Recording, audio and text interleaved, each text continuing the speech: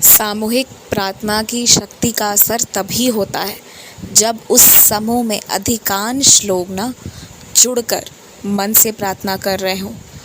तुम सामूहिक प्रार्थना का हिस्सा बनना चाहते हो तो बनो, कोई दिक्कत वाली बात नहीं है। लेकिन जो तुम अकेले बैठकर मुझसे बात करते हो, अकेले बैठकर मेरे सामने प्रार्थना करते हो उसको कभी मत छोड़ना। तुम ये जान लो कि अगर उस समूह में कुछ लोग बैठ कर सामने तो हाथ जोड़ लिए हैं, मगर मन में इधर उधर घूम रहे हैं, इधर उधर की बातों पर चिंतन कर रहे हैं, तो फिर वो समूह की शक्ति को खराब कर रहे हैं। लेकिन मन में कौन क्या कर रहा है ये ना तो हर कोई पढ़ सकता है, ना तो हर कोई समझ सकता है।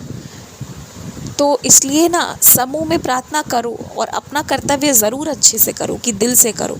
लेकिन सामूहिक प्रार्थना अपने लिए करवाना है तो करवा भी लो, उसमें भी कोई दिक्कत नहीं है। क्योंकि अगर उसमें एक इंसान भी दिल से प्रार्थना करे तो वो बात मुझ तक पहुंचती है, और अधिकांश लोग तो एकदम सही तरीके से करते हैं। लेकिन मैं जो तुम्हें समझाना चाह रहा हूँ वो ये है कि समूह के चक्कर में ऐसा नहीं होना चाहिए कि मेरे और तुम्हारे रिश्ते जैसे पहले थे उससे अलग हो जाए।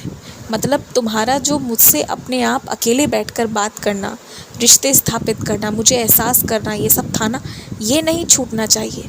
इसके साथ समूह का हिस्सा बनना है तो ज़रूर बनो, मुझे खुशी होगी।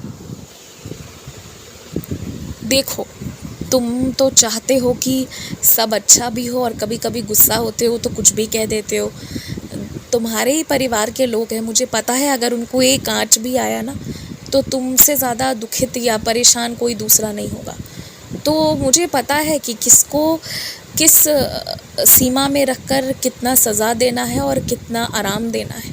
मैं वही कर रहा हूँ, तुम घबराओ मत। ऐसा कुछ नहीं होगा जो तुम्हारे मन को या जीवन को ठेस पहुँचाए या तुम्हारे जीवन को हिला कर रख दे। नहीं, कुछ भी गड़बड़ नहीं होगा। पर हाँ, जिसने जो गलत किया है उसे थोड़ी तो सज़ा मिलनी चाहिए अन्यथा अगर गलती का भी एहसास ना हो कि हाँ मैंने गलत किया था, तो फिर वो व्यक्ति दोबारा दोहराएगा और फिर वो सिलसिला तो जारी रहेगा। तो उसे रोकना है मुझे।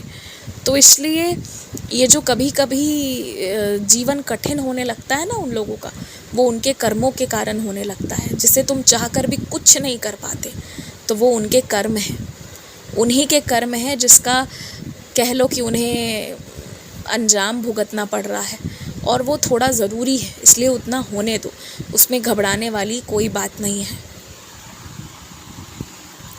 देखो, तुमने किसी से रोज़ में जो सेवाएं लेते थे अब वो लेना बंद कर दिया है, तो इससे दुखित मत हो या ये मत सोचना कि उस व्यक्ति को अच्छा लग रहा है या बुरा, क्योंकि उस व्यक्ति ने निश्चित ही अपने काम में गैर जिम्मेदारी दिखाई थी। जब तुम कह रहे थे कि सही तरीके से करो, तब वो व्यक्ति काम सही तरीके से बिल्कुल नहीं करना चाहता।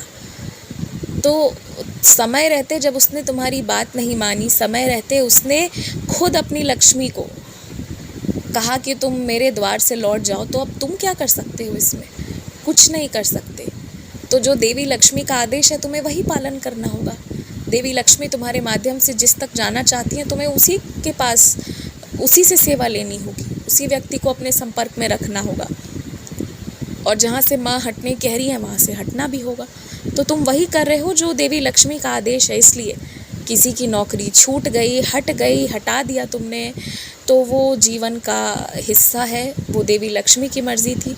उसमें तुमने ना तो किसी के साथ अन्याय किया है और ना ही तुम्हें उसके लिए अपने आप को अपराध बोध कराने की ज़रूरत है।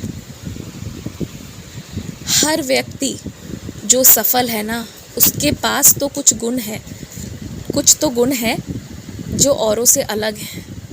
लेकिन गुण वही सीखना जो तुम्हारे लिए सही है, जो इस समाज के अच्छाई के लिए की जा रही हो।